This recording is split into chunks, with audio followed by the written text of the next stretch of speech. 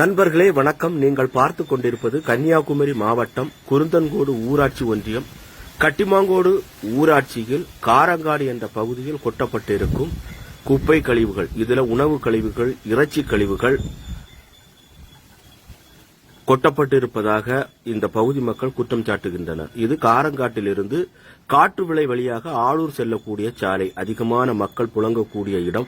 இங்கு கொட்டப்படும் இந்த குப்பைகள் யார் கொட்டுறாங்க அப்படின்னா, ஊராட்சி நிர்வாகம் ஊர் பகுதிகளில் சேகரிக்கும் குப்பையைத்தான் இங்க கொட்டி எரித்து விடுவதாக குற்றச்சாட்டுகள் எழுந்துள்ளது.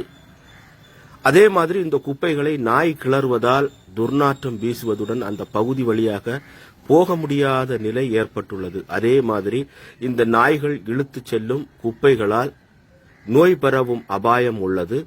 இந்த குப்பைகள் ஊட்டு கால்வாய்கள் வழியாக குளங்களுக்கு செல்கிறது. அந்த பகுதியில் உள்ள இது ஊட்டு கால்வாய். இங்குள்ள இரட்டை கால்வாயில் தண்ணீர் வரும் பட்சத்தில் இந்த ஊட்டு கால்வாயில் தண்ணீர் வரும். இது வழியாக தான் அந்த குளங்களிலும் கிணறுலையும் இது தொற்று நோயா பரவுது அப்படின்னு சொல்றாங்க.